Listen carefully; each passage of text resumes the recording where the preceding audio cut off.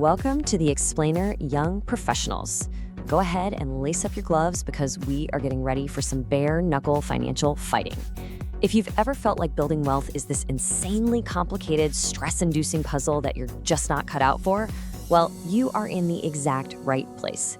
Today, I'm stepping in as your financial coach, and we're diving into a playbook that proves being completely, unapologetically boring is actually the absolute secret to becoming wildly profitable. So let me ask you, where did my entire paycheck go?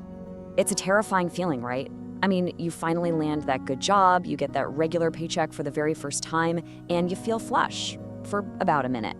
And then suddenly rent, bills, and random lifestyle inflation just devour the whole thing. You feel totally trapped. And when you try to figure out how to actually get ahead, the financial industry just pummels you with all this jargon designed to make you feel like you aren't smart enough to handle your own money. But here's the real truth from our playbook's author, Scott Pape. He says, and I absolutely love this is the finance geek's version of UFC. It's bare-knuckle financial fighting, and with me as your coach, you're going to win. Ding, ding, let's jump in the ring. I mean, how great is that energy? So as your coach today, I really want to reassure you, building wealth absolutely does not require a massive IQ or some fancy finance degree. It literally just requires disciplined behavior control. All right, here is our exact game plan to transform all that money anxiety into an automated, highly profitable system. We'll be covering 1. The boring wealth playbook. 2. The 4 money buckets. 3. Building your financial fortress. 4. Crushing debt and anxieties. And finally, 5. Why boring investing wins. Let's kick things right off with Section 1, the boring wealth playbook. This is all about mindset over math. You see, managing your money isn't about finding a quick fix or chasing the next hot cryptocurrency. It's really about planting seeds for your future and having the mental fortitude to just let them grow. There are basically 2 types of financial mindsets out there. On the left, we've got the groundhog. This person is just stuck in an endless loop of spending, worrying, and making excuses, always complaining that their salary is way too low, or maybe they're too young to start, and they're just waiting for some magic fix that, let's be honest, is never gonna come. Now, on the right, we have the alpaca. The alpaca stands up, takes total ownership of their life, and methodically fixes the situation. It's time to drop the excuses. We are choosing to be the alpaca with our financial behavior starting right now. Moving right along to Section 2, the 4 money buckets, subtitled Automate Your Life. We're shifting into our offensive strategy here. We're gonna put your daily spending, your saving, and your splurging on complete 100% autopilot. Think about it like willpower versus automation. Traditional budgeting relies entirely on willpower, which totally fails under stress and causes serious decision fatigue. You know the feeling. Every single time you buy a coffee, you get this wave of guilt, wondering if you can still make rent. It's exhausting.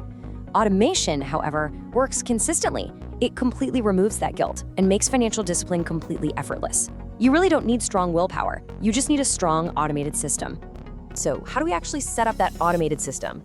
Well, we take your paycheck and divide it into 4 very specific buckets. 60% goes to your daily expenses, 20% to your fire extinguisher, 10% to splurge, and 10% to your smile bucket. This system gives every single dollar a specific job to do the absolute second it hits your bank account. No floating money whatsoever. Let's break those down a bit. Your daily expenses cover the obvious non-negotiables: rent, groceries, your utility bills. Your fire extinguisher is strictly for putting out financial fires, like crushing that high-interest debt, or maybe saving for a house deposit. But here is where the absolute magic happens: the splurge and smile buckets. These act as a literal permission slip for guilt-free spending. Splurge is for those daily coffees, drinks with friends, or a new pair of shoes. And the smile bucket, that's for longer-term happiness, like a big upcoming vacation. If the money's in the bucket, you spend it without a single ounce of guilt. If it's empty, well, you wait. It's really as simple as that. Now let's move to Section 3, Build Your Financial Fortress. This is all about defense. Now that your daily money is flowing automatically, we need to build the thick walls of your financial house to protect you against life's totally unexpected black swan events. The absolute foundation of this fortress is your emergency fund, or what we'll call your mojo. Now listen, this isn't just a standard savings account. It is your sleep at night money. Its purpose is not to make you rich or earn massive returns. Its purpose is literally to keep you from getting poor. It gives you incredible peace of mind, and most importantly, it stops you from having to panic sell your long-term investments when your car suddenly breaks down or you face an unexpected medical emergency. But walls just aren't enough, right? Your fortress needs a solid roof, and that means having adequate, yes, boring, but absolutely essential insurance. We're talking health insurance, income protection, housing insurance, and car insurance. Young professionals so often skip these to save a few bucks, kind of feeling invincible, but honestly, that is a massive mistake. These policies protect your single greatest asset, your earning power, and shield your growing wealth from sudden, catastrophic disasters. All right, that brings us to Section 4, Crush Debt and Anxieties. We are going to tackle head-on the biggest source of financial stress for young professionals, consumer and student debt. Here is your exact battle plan for getting out of debt. It's often called the debt snowball method. First, you list out your debts from the smallest balance to the largest. Second, just pay the minimums on all of them. Third, take that fire extinguisher bucket we set up earlier and ruthlessly attack the smallest debt with everything you've got. Once that's gone, you just roll that payment into the next smallest debt. Now you might be wondering, why do we ignore interest rates and focus on the smallest balance first?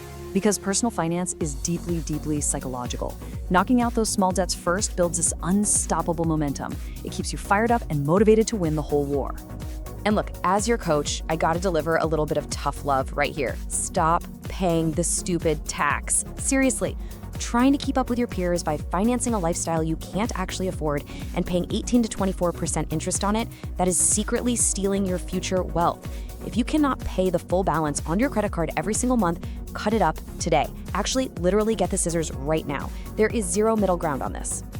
Okay, now that the debts are completely crushed and the fortress is built, we reach our final step in Section 5, why boring investing wins.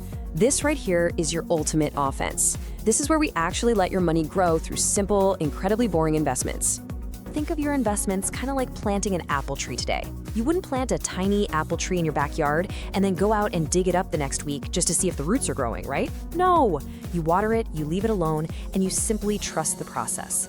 Long-term wealth requires that exact same patience. You set up your investments and you consistently leave them alone to grow. It's the classic tale of the tortoise and the hare. In our world, the hare represents those high-fee, stressful, flashy, active fund managers who are constantly trying to time the market.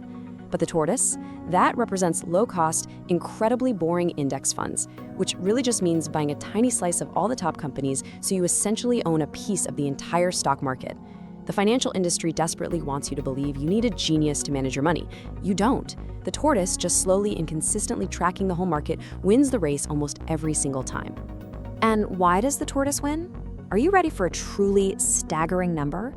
You could lose 30% of your total wealth over a 30-year period just from a tiny 1 or 2% management fee. I know, it sounds ridiculously small, but those fees act like little termites. They slowly eat away at your compounding returns, regardless of whether the market is up or down.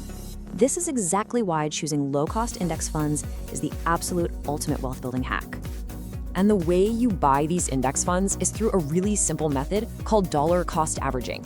You literally just take money from your grow bucket and automatically invest a set amount every single month, completely ignoring whatever wild swings the market is doing. When the market is down, hey, great, your money just buys more shares on sale. When it's up, you buy fewer. This automated strategy completely removes the emotional panic of trying to guess what the stock market is going to do tomorrow.